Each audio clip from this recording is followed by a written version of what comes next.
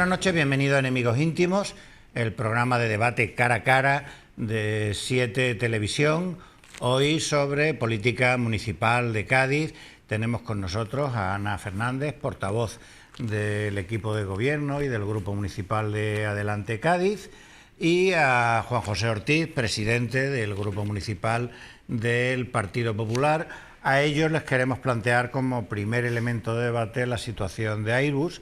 Como ustedes saben, la factoría que estaba en Cádiz, que ahora está en Puerto Real, de Airbus está ahora mismo en entredicho. Fue una factoría importante cuando era Construcciones Aeronáuticas. Cuando se creó el consorcio europeo Airbus, empezó a elaborar componentes para los distintos aviones que se ensamblaban en Toulouse. Con tal motivo, cuando se traslada a Puerto Real, se habilitó un muelle en la Cabezuela, una carretera desde el polígono del Trocadero hasta la Cabezuela, y se hacía el alerón del A380, que es un avión que ha descartado el consorcio Airbus seguir fabricando, y además la pandemia ha atropellado a toda la industria aeronáutica, porque todos los pedidos acumulados de las diferentes aerolíneas pues han quedado en suspenso hasta que se suponga o se supone que en el futuro, dentro de un año o dos, que se recupere la movilidad porque se haya alcanzado el grado de vacunación suficiente, vuelva el turismo y vuelvan las aerolíneas y vuelvan los pedidos a Boeing y Airbus, que son las dos grandes compañías. Bueno, no sé, ¿qué empieza, Ana? Sí, bueno, el anuncio del posible cierre de Airbus, pues desde luego nos ha acogido a todos con una enorme preocupación. Una zona, la nuestra, como sabemos, que ya tiene un índice de desempleo antes de la COVID importante. La noticia de que se paralizaba el cierre es una buena noticia, evidentemente. Yo me uno a las declaraciones que hacía el alcalde de darle la enhorabuena a los trabajadores que se han resistido y han hecho esa defensa de sus puestos de trabajo. También, bueno, a toda la ciudadanía que ha mostrado su apoyo dentro y fuera de Cádiz, al resto de administraciones. Yo creo que este es el tipo de temas que son temas de ciudad, donde todos los grupos políticos tenemos que ir a una. Evidentemente no podemos perder ni un solo puesto de trabajo. Esto ha sido una pequeña victoria, pero evidentemente, y los sindicatos lo han venido planteando desde ayer, no es la batalla, no se ha ganado la batalla. Entonces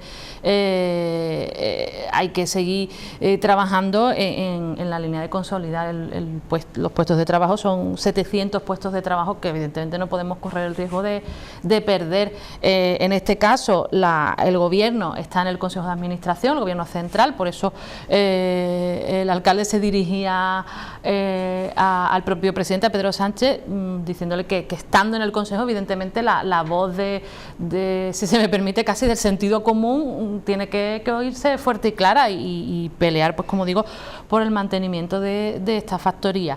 A medio plazo, nosotros hemos dicho desde que iniciamos este camino en la política, que es necesaria una reindustrialización de la bahía y una reindustrialización que vaya con las renovables.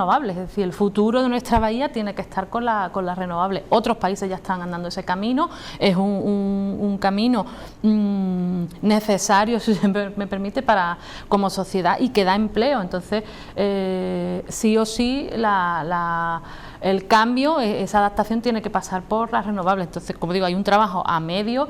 Esta batalla, como digo, se ha conseguido, pero que hay que seguir trabajando, y creemos que evidentemente tiene que ser algo donde todas las administraciones tenemos que ir de la mano, es decir, la local con todos los grupos políticos, la autonómica y, como digo, el Estado estando en el Consejo de Administración. Creo que es un tipo de hecho en el que creo que no hay fisura, o no debería haberla. Como digo, 700 puestos no pueden irse al garete mañana, y las administraciones tenemos que ir de la mano y repitiendo las palabras del alcalde, tenemos que trabajar para el futuro de nuestros hijos e hijas, y eso pasa porque, como digo, Airbus siga y se plantee pues ese cambio de modelo productivo a un modelo diferente, que tiene que ser el de las renovables. Por lo menos nosotras entendemos que es así y sabemos que, como digo, en otros países está siendo así y es eficiente. La situación es preocupante para todos, evidentemente. Además, como bien se ha comentado, no solo lo que es el impacto directo, que ha comentado Ana, de las 700 personas de plantilla, sino también incluso lo que es la industria auxiliar, ¿no? lo que mueve. Además, unos trabajadores muy cualificados, muy preparados, muy específicos, donde bueno, pues hay que darle evidentemente solución y salida. Tú, Fernando, has descrito las causas por las que está atravesando ahora mismo Airbus. No se ha dejado de construir, ni siquiera de demandar, sino de construir el A380. Es verdad que el 320, el 30 y el 50 se ha bajado la demanda, pero el 380 se ha dejado de construir, que es lo que estaba demandando aquí. La COVID ha venido un poco a poner la puntilla.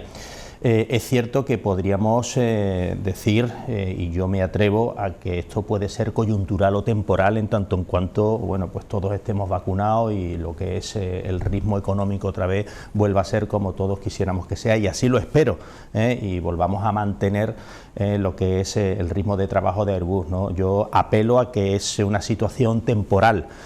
También es verdad que es un éxito, que no debemos de bajar la guardia.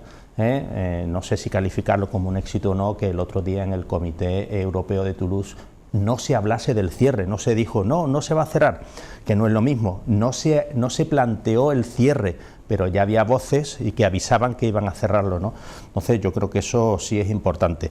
Es bueno, y todo el mundo es consciente, y aquí se ha hablado de que se haga un frente común frente a esta situación, pero el otro día hubo una foto que yo creo que refleja ese frente común, no solo de todas las administraciones, sino también incluso de los afectados. Pero dicho esto, me hago una pequeña reflexión, ¿no? ¿Qué hubiese pasado si el Partido Popular estuviese gobernando en Madrid? Si ese frente común que hoy se apela hubiese convertido en un frente contra el PP. Yo estoy convencido que hubiese sido así. Las circunstancias, bueno, pues nos dicen que hoy está el PSOE y Podemos en el gobierno y se exige un frente común. De acuerdo. Pero yo estoy convencido que si el Partido Popular hubiese estado en el gobierno, bueno, pues la ciudad y la bahía estaría totalmente paralizada, ¿no? Entonces, yo en ese sentido veo no digo un agravio comparativo, pero sí diferentes formas o maneras de ver la defensa del empleo. Yo estoy de acuerdo con Ana en que la defensa del empleo es única, pero dependiendo no podemos estar dependiendo de quién gobierna o no para tomar unas decisiones o no, cuando lo que es el elemento común es la defensa del empleo, ¿no? ¿No crees que las declaraciones que hizo el presidente de la Junta de Andalucía cuando vino a Cádiz a la visita del puerto y las que coincidentes con las que hizo luego la ministra de Hacienda, María Jesús Montero, digamos, aceptando o dando por irreversible la decisión del cierre y solicitando que hubiera un acuerdo llamémosle laboral, ¿eso no supuso un jarro de agua fría para las expectativas de mantener abierta la factoría? Yo creo que las circunstancias hoy en día nos dicen y se postulan, como yo he dicho, que parece ser que no se va a cerrar. Juanma Moreno lo que comentó y lo que dijo, tanto él personalmente como los consejeros, que la Junta de Andalucía, bueno, pues no podía comprar aviones. Todo depende si hay demanda o no hay demanda de aviones, más allá de esa situación real y práctica, ¿no? Yo me quedo simplemente en ese mensaje, ¿no? Más allá incluso de que evidentemente hagamos ese apoyo y ese frente común, ¿no? Yo creo que no está reñido una cosa con la otra. Es verdad que los mensajes que se llegaban por parte de los comités de empresa, y así incluso en la reunión que tuvo Juanma con el comité de empresa y con la alcaldesa de Puerto Real, le transmitían que la decisión se había adoptado ya. Afortunadamente, es verdad, la presión ha hecho que no se tomara ninguna decisión, ni siquiera se plantease ese asunto en la mesa del Comité Europeo, ¿no? Yo creo que nos tenemos que quedar con eso. Y, Ana, ¿cómo ves tú el impacto que tuvieron esas declaraciones del presidente de la Junta y de la ministra de Hacienda? Bueno, yo creo que sí que produjo un efecto de preocupación, porque sí que parecía que era inminente, que era algo que iba a ocurrir ya y que la planta se iba a cerrar. Y también un poco creo que sirvió como revulsivo por un lado, pero también de sentir que no se iba a pelear, como que la batalla ya estaba perdida, de darlo como un hecho ya consolidado con el que no se podía hacer nada. Por eso decíamos que necesitábamos, y así lo transmitimos, una defensa firme, no conformarnos con eso y seguir exigiendo que no se cerrara. Ahora mismo yo comparto con el señor Ortiz la necesidad de un frente común. Como digo, hay que seguir trabajando y no puede ser una cosa que haya pasado esta semana, es decir, hay que seguir insistiendo, hay que seguir presionando, hay que seguir recordando que esto está ahí, porque efectivamente no se ha planteado el cierre, pero hay un miedo a que la factoría se deje morir, por decirlo de alguna manera. Entonces creo que hay que seguir estando allí, insisto, desde todas las instituciones, y desde luego no dar por hecho un cierre ni siquiera a medio plazo, seguir trabajando, seguir insistiendo y también recoger lo que ha dicho el señor Ortiz: las movilizaciones sirven, aunque a veces se frivolice o se banalice o no se calcule exactamente qué consecuencias tiene, pero efectivamente el que la gente salga a la calle a exigir, en este caso, sus derechos, como en otros muchos casos, se ha demostrado que sirve. Pero insisto, hay que seguir vigilantes y de la mano de todas las administraciones. Es decir, el mensaje que tienen que lanzar las diferentes administraciones es: Airbus no se cierra y vamos a trabajar para que ese sea el objetivo. Bueno, a veces no sirven las movilizaciones, lamentablemente. Es verdad que todo pasa y debería ser lo plausible en lo que es el sentarse y el dialogar y ver fórmulas de intentar solucionar el asunto, pero a veces no dan el resultado esas movilizaciones que uno quisiera, ¿no?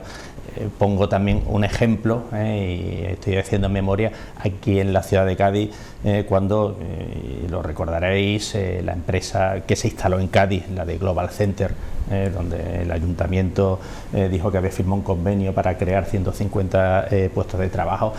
En mayo echaron a 100 personas y no he escuchado ninguna voz institucional decir que hay que defender 100 puestos de trabajo. Es verdad que la diferencia entre 700 y 100, bueno, es cuántica, pero evidentemente la tragedia para 100 familias yo creo que es la misma que para cada una de las 700, ¿no? Y no escuché aquí en la ciudad de Cádiz ni un grito de ayuda, ¿no? Pongo otro ejemplo, salió hace poco, creo que ha salido hoy o hace unos días, el grupo Adelante Andalucía. Se han despedido a 16 personas en Sevilla. No he escuchado una voz alzando, diciendo qué va a pasar con 16 familias que salen a la calle. Por eso yo decía antes en mi primera intervención que hay distintas formas de defender lo que es el empleo, dependiendo, que parece ser, de donde te toque o en qué posición estés, ¿no? Cuando debería ser la defensa del empleo una defensa unánime y sin paliativos y sin criterios, ¿no? Entonces, bueno, esa es mi reflexión, ¿no?, que quería hacer. ¿Y cómo veis el hecho de que el presidente del Gobierno de España fuera a inaugurar una inversión de 400 millones de dinero público a la planta de Getafe? Da la sensación de que España va a convertir a Madrid en el Distrito Federal. Es decir, las inversiones, el desarrollo se concentra en Madrid, en la Comunidad de Madrid, en el entorno de Madrid, y en el resto de España hay, eso se llama la España vacía, sí. Pero luego hay todo el cinturón litoral, que quedamos reducidos al turismo, ¿no? Sí, dolió mucho esa foto, estoy seguro que Ana estará de acuerdo conmigo, viendo cómo Getafe se inauguraba al día siguiente, que por cierto fue un día después de que el Cádiz le ganó al Getafe, parece que pasa desapercibido, no creo que tenga nada que ver eso, pero sí me hizo gracia, pero sí es verdad que tanto para Getafe, tanto para Madrid, tanto para el centralismo, y es verdad que nos quedemos aquí, ¿no?, pues anunciando el cierre cierre de la planta, ¿no? Al mismo presidente que le estamos pidiendo que haga algo en Europa, porque evidentemente es él quien está en el Consejo de Administración a través de la SEPI con un 4%, que anuncie 400 millones de inversión, una ampliación en Getafe, mientras que aquí hay 700 familias más las auxiliares, que la verdad es que yo creo que no fue muy acertado por parte del Partido Socialista, y sí, evidentemente hay que verlo en la clave política, en campaña electoral, que están en Madrid, y esa es la única clave que yo justificaría, pero la realidad es esa, que en Getafe se amplía lo que son las instalaciones a costa evidentemente de del trabajo de los gaditanos, ¿no? Y la única justificación es que lo estaban haciendo con un componente electoral, que están en campaña. O sea, yo es la única justificación que veo, la única justificación, que tampoco es que la justifique, pero sí la explicación que le doy. ¿Tú cómo lo ves, Ana? Sí, pues coincido con el señor Steel. La foto desde luego era inapropiada como mínimo, porque efectivamente aquí teníamos a toda la sociedad gaditana, porque además siempre ha tenido una implicación importante con este sector, sufriendo y viendo efectivamente cómo en Getafe se inauguraba una planta. Complicado asumir eso. Yo creo que comparto que estaba enmarcado en unas elecciones, pero bueno, por un lado eso no se había acompañado de unas declaraciones firmes del presidente, que quizá hubieran minimizado el impacto de esa foto, diciendo voy a pelear por Airbus donde me corresponde y en los espacios en los que estoy, que no se ha dado. Y por otro lado, creo que en un marco más amplio hablamos de la España vaciada y luego está la España olvidada, es decir, la Andalucía, y lo hemos venido reclamando, es la gran olvidada de las políticas del gobierno central, y bueno, y quien ha desmantelado la industria en la bahía, y podemos hablar de años de política en Andalucía, ha sido el Partido Socialista.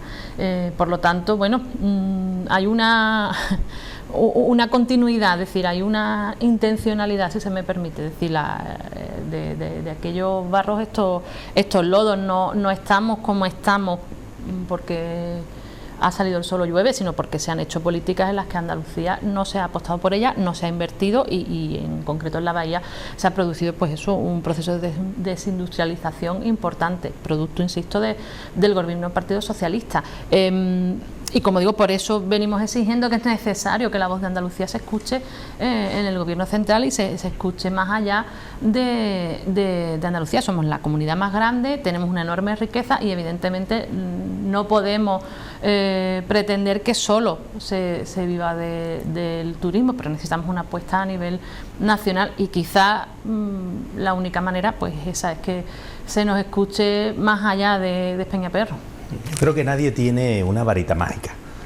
Creo que nadie tiene una varita mágica para decidir qué es lo que se puede hacer, qué es lo que se debe hacer y cómo se debe hacer, pero yo creo que todo el mundo es consciente de que con la formación fundamental, pues yo creo que es una pieza fundamental. Vuelvo a lo mismo, el personal cualificado, ¿qué va a pasar con el personal cualificado? Yo creo que hay que seguir con esa línea de formación y cruzar fronteras, hay que salir fuera. No quedarnos muchas veces, como nos pasa en este caso, y yo conozco a muchos empresarios que se quedan solo lo que es en la zona de la bahía. Conozco otros empresarios que han dado, y no son pocos, que han dado el salto, incluso el salto internacional, y yo creo que eso es lo que hay que proyectar también, porque yo creo que el epicentro que tiene también y la potencialidad que tiene toda la bahía de Cádiz da pie a que demos ese salto internacional, como han hecho muchas empresas, no grandes, sino pequeñas, de la bahía, y yo creo que ese es el camino que hay que seguir. Y entonces, decirme cuál es, al hilo de lo que tú hablas, cuál es el futuro, porque en Andalucía, por decirlo de alguna manera, aparte del sector agropecuario y el transformado, teníamos 3 multinacionales, que era Cosentino, Persan y Abengoa, y de las 3 no tengo ni que deciros cómo está Abengoa, ¿entiende? El resto son todo empresas medianas, pequeñas, en este caso pública o semipública. Déjame decirte, y perdón Ana, solo un segundito nada más, salió en el diario yo recordaré hace 3-4 años, que me impactó, y yo creo que puedo contestarte en parte. He dicho que nadie tiene una varita mágica, pero sí es sorprendente. Yo he comentado que la formación es fundamental, que salía una encuesta en las facultades empresariales donde se decía, se hizo una encuesta a los estudiantes en empresariales. Me parece que dijo que el 70 o el 80% cuando acabasen la carrera querían ser funcionarios. Y yo creo que ya refleja, tenemos que generar una serie de emprendedores, como hoy se llama, empresarios a la usanza de toda la vida, ¿no?, que se dediquen a generar empleo. Sin duda las administraciones están para ayudar y colaborar en todos los sectores, evidentemente, ¿no? Pero yo creo que se refleja también de que haya una cultura empresarial. Bueno, Juancho, ¿pero qué sector? Que haya cultura empresarial. O sea, que se postule, que se defienda, que se ayude y que se vea las bondades del ser empresario, el de generar empleo. Y yo creo que eso falla. Yo creo que esa es la base fundamental. Ana, ¿qué futuro podemos esperar al margen del turismo? Vamos a... La apuesta por las renovables, nosotros lo tenemos clarísimo, el reindustrializar. Ana, en concreto, al margen del título, ¿eso qué supone? Es decir, ¿qué vamos a fabricar? ¿Qué vamos a, ¿En qué se va a emplear la gente? Eso supone que el personal cualificado, efectivamente estoy de acuerdo que tenemos un personal de alta cualificación, tiene la misma cualificación, para que nos entendamos, una hélice de barco. Si me voy a permitir trivializar un poco y reducirlo a la anécdota. Una hélice de barco es muy parecida a las hélices que se utilizan para las plantas eólicas. Permitirme la comparación. Es decir, en otros países, como digo, se ha hecho esa transición. Hay un mercado de las renovables que España debería estar agotando. Es decir, tenemos una cantidad enorme de horas de sol, una cantidad importante de costa, entonces no hay una apuesta, no la ha habido y no la hay, y como digo, otros países como Alemania, con bastantes menos horas de sol y un clima mucho menos propicio, y otra cultura, evidentemente, llevan años invirtiendo en eso. Entonces hablamos de una transición de un modelo pues que está en crisis cuanto menos, a un modelo emergente que además casa pues con todas es decir, ahora mismo el tema de la transición ecológica, las reducciones de emisiones de CO2 ya no es algo de izquierdas ni de derechas, si se me permite, son compromisos que tenemos que adquirir desde las administraciones sí o sí, si queremos dejarle a las siguientes generaciones un planeta donde puedan seguir viviendo, porque ahora mismo es el que tenemos. Entonces es una línea de trabajo, como digo, que debería serla al menos estratégica general. Entonces ese cambio, insisto, se ha ido dando ya en otros países con un plan organizado, planificado, con inversión estatal, pero creemos que ese es el futuro y como digo, y que tenemos al personal especializado que puede hacer esa transición es decir, las herramientas están ahí y la coyuntura, como digo, el tipo si se me apura, de país que tenemos, por las infraestructuras, por el clima, por la situación. Entonces, como digo, y no es algo que sea una idea, bueno, que se queda en el limbo de las reflexiones, sino que ya lo están haciendo, insisto, países como Alemania, que hicieron esa apuesta hace ya años. Como digo, no significa que no mantengamos el turismo, nuestras playas son estupendas, tenemos en Cádiz las mejores playas del país, tenemos no solo en Cádiz, en la Bahía y en Andalucía, unas ciudades estupendas, pero hay que transitar a otro modelo y, como digo, tenemos los mimbres, tenemos la capacitación, los profesionales, las infraestructuras y la coyuntura para hacerlo, pero hace falta un compromiso y una transición que se haga pues bien hecha, con una planificación y con inversión, por supuesto. Yo creo que sin desmerecer, evidentemente, la reflexión que hace Ana, pero yo creo que debemos estar supeditados muchas veces bajo demanda. No implantar un determinado modelo por principios ideológicos o políticos, más allá de que pueda compartir esa reflexión, pero yo creo que un empresario debe estar sujeto a bajo demanda. Yo creo que esa es la clave de un negocio, y yo apelo evidentemente, como he comentado antes, a adaptarnos a la situación del mercado y a la situación de la realidad, no implantar un sistema porque sí, porque política o ideológicamente, bueno, pues puede interesar. Alemania es Alemania, y España, bueno, pues tiene otras circunstancias, evidentemente, y yo lo que apelo aquí en la Bahía de Cádiz es a salir fuera y a vender nuestro producto y nuestros servicios, a salir fuera. Yo creo que eso es lo que hay que hacer. Navantia sale fuera. Hay otras empresas que, como yo he comentado, que conozco, que salen fuera de España y están triunfando. O sea, yo apelo a esa cultura empresarial, antes que incluso implantar políticamente pues un sistema productivo. Oiga, déjele al empresario actuar, porque mejor que el empresario no sabe ninguna administración cómo generar y cómo crear empleo. El empresario que sale fuera sabe qué es lo que se pide, sabe cómo organizarse, sabe cómo trabajar, sabe qué tiene que trabajar. Dejemos al empresario, en definitiva, reunámonos con el empresario, digámosle o pidámosle que salga, y luego que venga y le preguntemos, ¿usted qué necesita? Yo parto de esa premisa o de esas políticas, ¿no? Bueno, pues vamos a hacer un receso y volvemos dentro de un momento y seguimos con el debate sobre la situación de la ciudad y la bahía.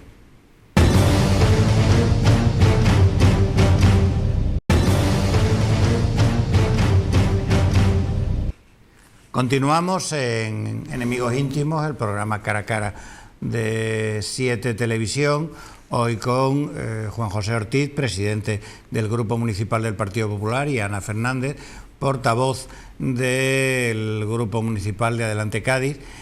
Queríamos plantearles como elemento de debate las denuncias formuladas por el Partido Popular acerca de la política del Ayuntamiento frente a la pandemia y las ayudas anunciadas por el equipo de gobierno a distintos sectores económicos que, según dijo el Partido Popular, no están llegando a los destinatarios.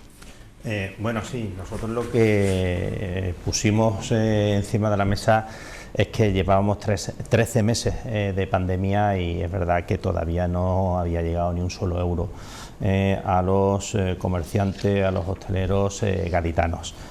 Se anunció una serie de medidas, una serie de apoyo al comerciante, y si no recuerdo mal, se fueron sumando mediante acuerdos plenarios, llegaban en torno a los 2 millones de euros, pero la realidad es que han pasado 13 meses, y esa era un poco el llamar la atención de que llevábamos 13 meses de pandemia y todavía no había habido un euro que había bajado a los gaditanos, ¿no? Queríamos hacer esa llamada de atención y, bueno, pues pedirle en este caso, bueno, para el Ayuntamiento cierta celeridad en los recursos. Sabemos evidentemente que los procedimientos son los que son y todo tiene su tiempo, pero nos parecía que 13 meses era excesivo y quizás a lo mejor se llegaba tarde. Hace poco, si no me corrige Ana, pues se han aprobado unas ayudas de 200.000 euros, pero que la realidad es que todavía es que no se ha puesto un solo euro. No sé, pasado este tiempo, qué autónomos o qué empresarios quedan todavía vivos para poder ayudarle a mantener esta situación, que espero que sea coyuntural y temporal, y que estemos a tiempo para mantener la delicada situación o tejido empresarial por el que sufre la ciudad de Cádiz. Hablábamos antes del sector en este caso de Airbus, pero no hay que olvidarse que también hay un tejido comercial, empresarial en la ciudad de Cádiz que también lo demanda, ¿no? Por lo tanto, si ya de por sí es triste pasear por la ciudad de Cádiz viendo cómo se van cerrando cada semana pues un comercio tras un comercio, bueno, pues más triste es ver cómo, bueno, por parte de la administración local en este caso, pues no se aceleran las ayudas que nosotros demandamos, ¿no? Esa, digamos, era un poco el llamar la atención. Ana. Sí, bueno, sí, en el tema de Airbus creo que coincidimos bastante el señor Ortiz y yo. En este tema evidentemente no vamos a coincidir, pero desde que comenzó el anterior mandato ni cuando termine. No creo que vayamos a recibir ningún parabién del Partido Popular y bueno, se lo digo con el respeto que sabe el señor Ortiz que le tengo. Llevamos desde que comenzó la pandemia haciendo muchas y diferentes medidas a pulmón, y esto lo voy a repetir un par de veces si me permitís, porque seguimos exigiendo algún tipo de financiación del resto de administraciones. De nuevo, como ayuntamiento lo asumimos nosotros y nosotras con presupuestos exiguos, sin COVID, y sí que se han tomado medidas. Como digo, desde el momento, yo creo que hemos sido los ayuntamientos que antes reaccionamos, desde ayuda en temas de alquileres municipales, desde el paralizar los cortes de suministros en agua. Lo hicimos antes de que saliera el decreto estatal. La inversión en servicios sociales creo que va por los 4,5 millones ya. Intentando agilizar los trámites, en eso estoy de acuerdo con el señor Ortiz, lo hablábamos antes oficiosamente en el pasillo. Los trámites nunca acompañan los ritmos de la gente, y mucho menos en una situación de pandemia. El Estado nos permitió unas medidas de urgencia durante el confinamiento, y luego esas medidas se han derogado. Por lo tanto, tenemos que seguir los procedimientos normales, como si no hubiera una pandemia, no hubiera un COVID, pero como digo, se ha facilitado, se han hecho exenciones fiscales, se está facilitando las terrazas, las ayudas del IFEP. Efectivamente, hemos hecho un pleno extraordinario, 2 plenos extraordinarios para autorizar el uso del fondo de contingencia, son unos 800.000 euros. Esas ayudas es cierto que van lentas, en eso sí le doy la razón al señor Ortiz. Mi compañero Carlos lo ha explicado en varias ocasiones, y es cierto que no estábamos preparados para gestionar ese tipo de ayuda, ni la sociedad, si me permite, tampoco. Se hizo una primera convocatoria donde había que subsanar, porque las solicitudes, si se hubieran aceptado, y así lo trasladaba mi compañero, tal como estaban, se habrían tenido que rechazar muchísimas de ellas, pues porque ni los medios telemáticos estaban adaptados, ni las personas que los habían solicitado estaban preparadas para hacerlo. Es cierto que eso ha ocurrido, y es cierto que se van a dar más tarde de lo que esperábamos, pero no es la única medida. Como digo, aparte de medidas económicas directas, de facilitar la vida de los gaditanos, de la inversión en servicios sociales, como digo, de hacer exenciones en lo que se nos permite, porque insisto que seguimos teniendo el mismo presupuesto exiguo que teníamos, líneas de trabajo que teníamos y que hemos mantenido, como reducir el pago a proveedores y la deuda de proveedores. Ese es dinero también que va a los autónomos directamente, y dinero que se gestiona de manera eficaz y de manera rápida. Cuestiones como no reducir o como no cerrar cancelar ninguno de las actuaciones que se habían contratado a nivel artístico, adaptar los horarios. Hemos pasado las obras de teatro en el Falla de las 8 a las 4, de las 4 a las 6, intentando siempre mantener los espectáculos, porque hemos hecho una apuesta por la cultura segura. Campañas que se han hecho y se mantienen desde comercio para favorecer el comercio de cercanía. Es decir, ¿que podríamos hacer más? Con más presupuesto seguro. ¿Que necesitaríamos apoyo de la Administración? También. La Junta de Andalucía ha terminado, pues lo tengo aquí, con un superávit de 688 millones. Es inconcebible que en una situación de COVID esos 688 millones se hayan quedado sin invertir. Nosotros tenemos, como digo, un presupuesto muy pequeño, estamos asumiendo una crisis que nadie era capaz de prever, con recursos propios y haciendo lo que hasta donde podemos llegar, y más si se nos apura. Insisto, las ayudas del IFEP van tarde y lo aceptamos, y desde luego tenemos que ponerlo en el debe y corregir y me consta que mi compañero está en eso, para que puedan ser más ágiles. Ahora, que no hemos dado ninguna ayuda y que la ciudadanía no ha recibido un euro del ayuntamiento, pues creemos que no es para nada cierto. Solo darle la razón a Ana en una sola cosa, solo en una sola cosa, que es cierto que hay administraciones, pero aquí es el Gobierno central quien no ha dado ni un solo euro, no solo al Ayuntamiento de Cádiz, sino a todos los ayuntamientos en general. Es más, recordar cómo incluso el año pasado el propio gobierno central, a través de, bueno, pues, de la ministra, quiso quitar dinero a los ayuntamientos con el concepto de los remanentes, dándole un préstamo. O sea, no solo no ha dado un euro, y estoy haciendo memoria, sino que es que quiso quitarle el dinero a los ayuntamientos, ¿no? Dicho esto, hombre, la ayuda que dio la Junta de Andalucía, aparte de las ayudas que ha dado, que yo creo que superan en torno a los 800 millones de euros, ha llegado a la ciudad de Cádiz, y además incluso más cerca muchas veces de lo que creemos. Compañeros míos que están hoy en la delegación, como por ejemplo el señor Romaní dio el año pasado en el peor momento del COVID, lo que el Partido Socialista le debía al Ayuntamiento de Cádiz en concepto de IBI, y si no recuerdo mal estaban 1,2 o 1,8 millones de euros.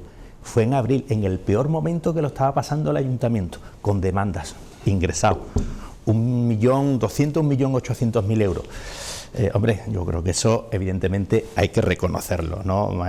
También en ese sentido, hombre, es bueno reconocer en este caso, y yo creo que le honra el reconocer que se está retrasando evidentemente el tema de las ayudas.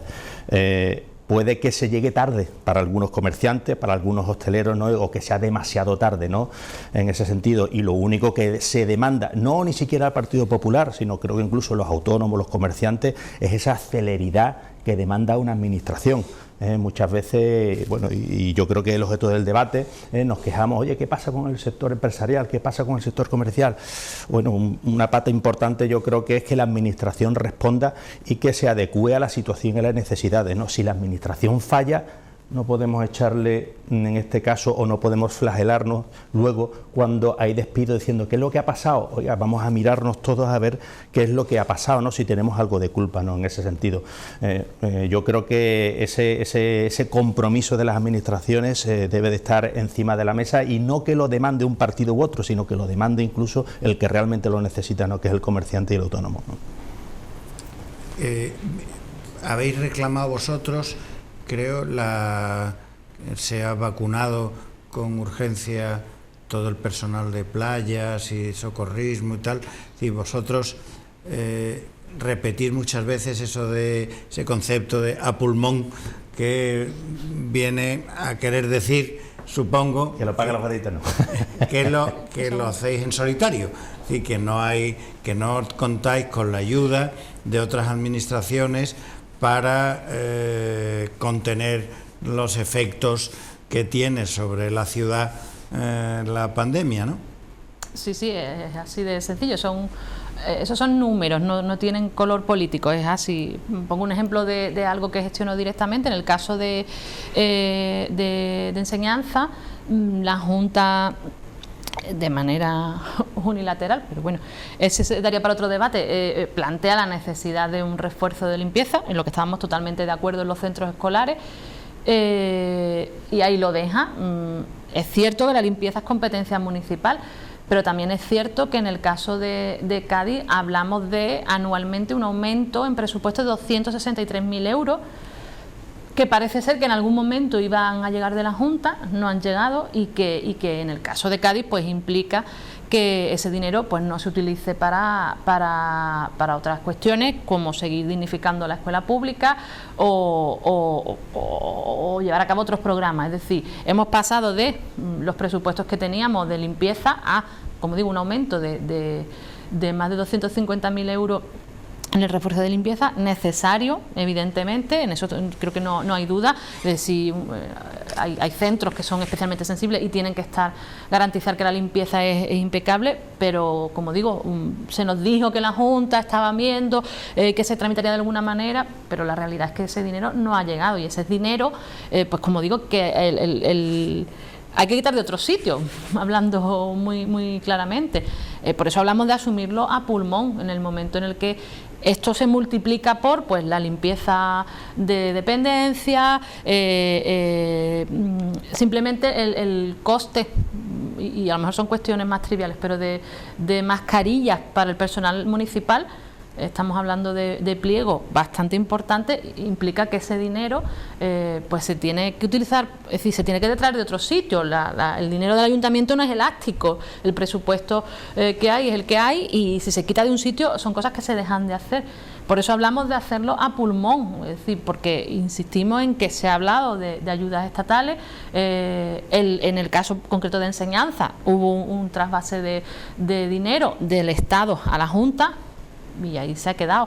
Decía el señor Ortiz que el señor Romaní había devuelto, creo que quedan pendientes como 3 millones y pico, 4, y lo estoy diciendo de memoria, de la Junta. Decía de deudas que tiene la Junta con el Ayuntamiento. Es decir, lo que hablamos es que si hay un trasvase de presupuesto para la COVID del Estado a la Junta, del Estado a las administraciones regionales, lo lógico es que cuando la administración local, que es la que atiende al ciudadano y a la ciudadana en primera línea, y eso es así, independientemente de que el ayuntamiento sea de un color o del otro, lo que creemos que es justo y que debería ocurrir, a lo mejor todavía estamos a tiempo de ver eso, es que haya ese trasvase de presupuesto de lo regional a lo local, que insistimos, somos los que al final estamos atendiendo a la ciudadanía. El vecino no va a la puerta de la Junta de Andalucía a decir, oye, no puedo pagar alquiler, va a la puerta del ayuntamiento, independientemente de que el asunto corresponda o no corresponda, y el ayuntamiento tiene que estar ahí para responder, y para eso estaría genial, sería estupendo que pudiéramos tener un presupuesto mayor, y no lo tenemos. Entonces es así. Cuando se nos acusa de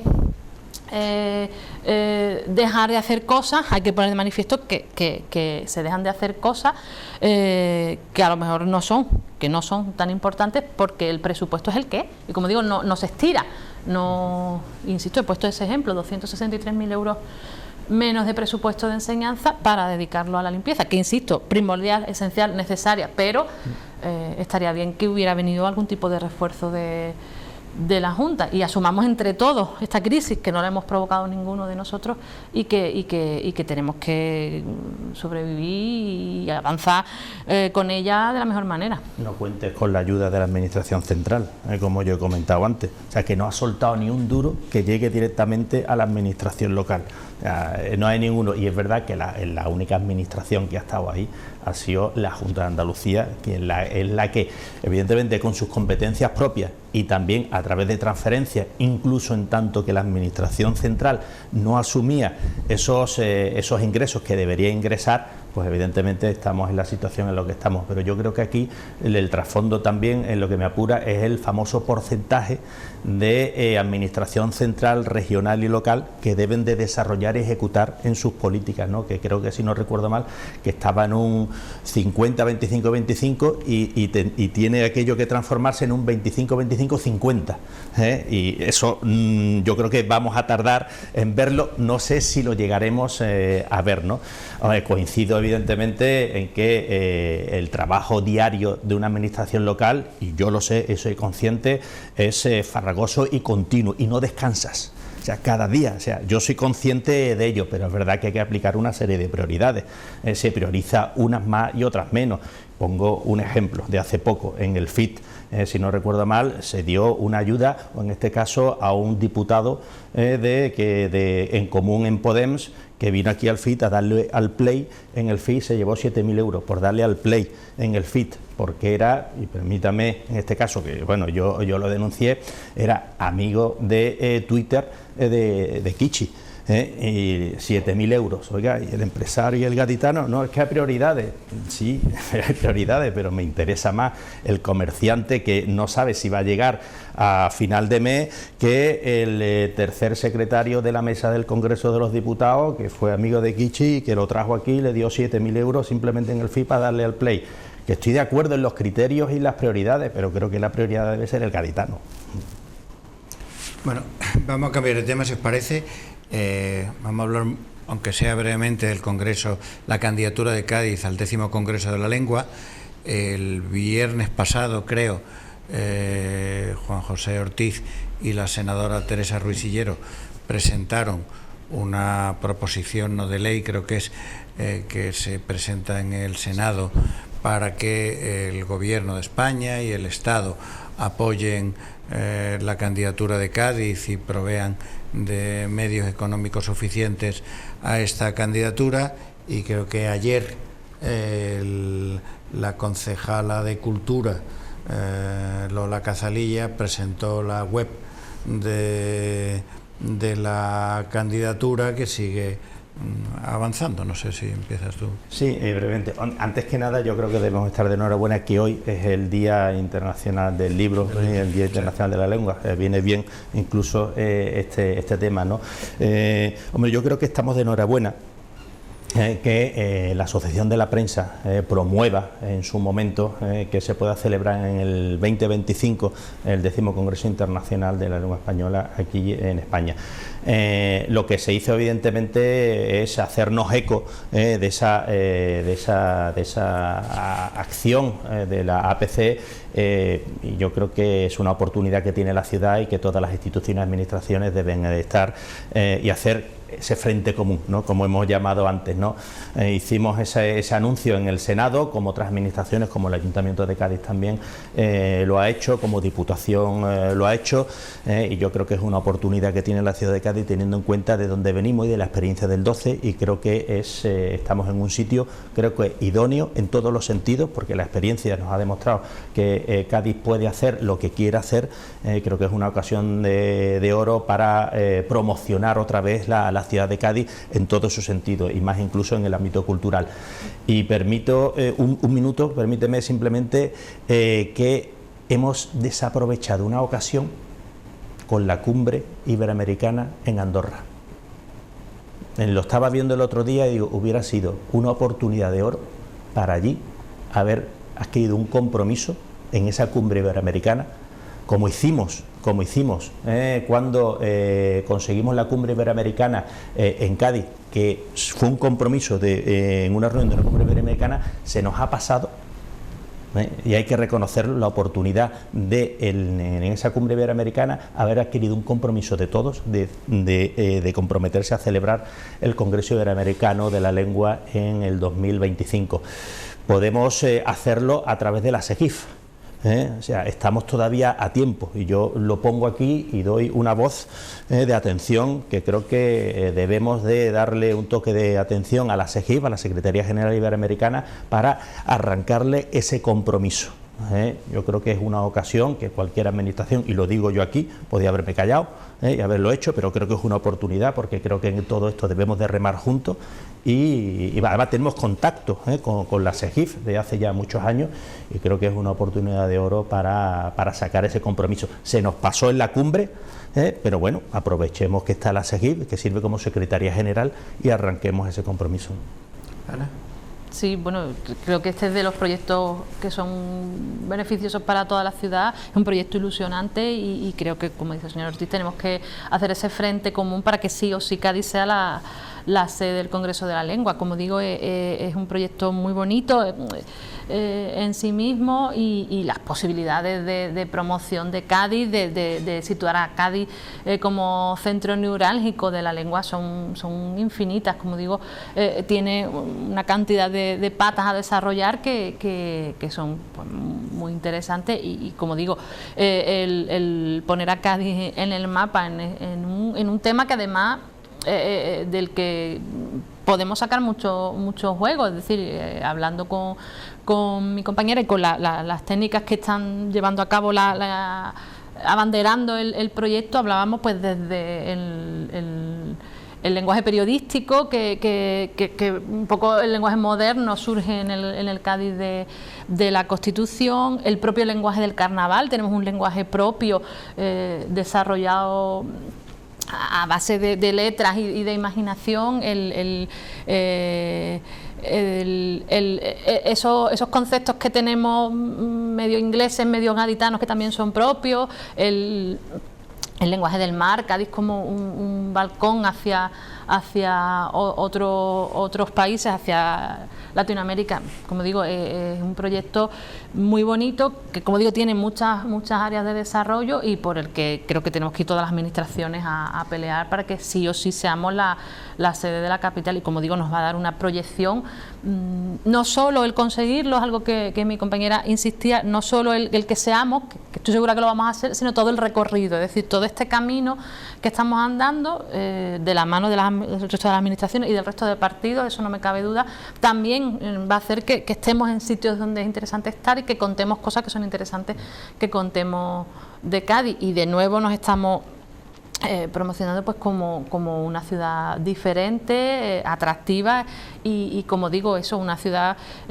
que mira al mar y a las culturas que hay más allá, y que ha sido un centro neurálgico de muchas cosas relacionadas con la lengua. Entonces, bueno, yo creo eso que lo vamos a conseguir, porque hay mucha voluntad de que se consiga, hay muchas administraciones, hay muchas entidades que ya se han posicionado, y nos queda un año de trabajo para que nos digan que sí.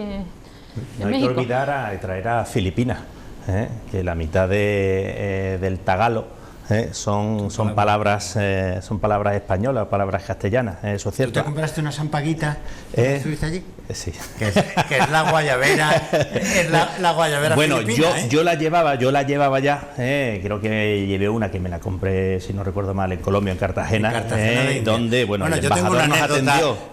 tuya en Cartagena de Indias, que me la contó la exalcaldesa, que no voy a contar aquí. Bueno, te di autorización algún día, te la daré. No, fue simpática, creo que sea a la que te refieres, que fue simpática. Oye, yo creo que, vamos, estamos acertados. Hasta Mágico González creo que se pronunció. Mágico González se pronunció hace un par de días. Yo creo que es verdad que es un proyecto simpático, pero que tiene también más trascendencia política, institucional, histórica, académica. Si os parece, para terminar, unas breves palabras. Esta tarde se han entregado los títulos de hijos adoptivos, hijos predilectos, que a cuenta de la pandemia llevábamos esperando unos meses para ser entregados. Todo gente extraordinaria, algunos nacidos en otros puntos de España que han venido a vivir con nosotros y que han encumbrado la ciudad, y otros por eso son hijos adoptivos. Exactamente. Y otros hijos de Cádiz que han destacado por su empeño y su trabajo en distintos ámbitos. Sí. No, bueno, yo creo que debemos de felicitarnos, ¿no?, y congratularnos en este caso, ¿no? Bueno, de vez en cuando creo que viene bien un toque de atención y de reconocimiento a los gaditanos, los que han nacido aquí y los que han nacido donde le dan la gana, ¿no?, como se suele decir, ¿no? Bueno, yo creo que es un acto puro de reconocimiento, y que en este caso, bueno, pues mi mayor y mejor enhorabuena, ¿no? También alguno póstumo, evidentemente, como tú recordarás, un buen amigo común, que yo creo que es bueno que se recuerde. ¿Estuviste tú con él en Filipinas, no? Sí, señor, tengo un grato recuerdo de Calleja. Yo creo que hoy un día que disfrutemos todos, yo creo que en este caso le demos el reconocimiento que se merecen. Ana. Pues sí, coincido con el señor Ortiz, es de justicia reconocer, como él ha dicho, a los gaditanos y gaditanas nacidos en Cádiz y los que nacen donde quieren, como se dice, con todas las elecciones en Madrid y la pandemia. A veces hay que pararse y reconocer a la gente que quiere a Cádiz y que Cádiz le quiere, y con mascarillas y teniendo que desinfectar los micrófonos cada intervención. Creo que está bien que paremos un poquito y que reconozcamos a la gente que se lo merece. Entonces, bueno, darle la enhorabuena desde luego, y que ojalá la próxima vez pues podamos hacerlo con el Palacio de Congreso lleno, sin distancias de seguridad y sin mascarilla. Bueno, pues con este reconocimiento al que nos sumamos, por supuesto, de manera personal, algo más a José María Calleja, compañero de profesión, amigo entrañable desde hace cerca de 30 años. Todos los premiados, sin excepción, se merecen esta distinción, este reconocimiento de la ciudad y del ayuntamiento para todos ellos, y uno de ellos, desgraciadamente, a título póstumo, que es José María Calleja. Pues bueno, con este reconocimiento damos por concluido el programa de hoy. Le agradecemos a Ana Fernández y a Juan José Ortiz sus aportaciones y sus opiniones, y les esperamos dentro de una semana con un nuevo programa de Enemigos Íntimos en 7 Televisión.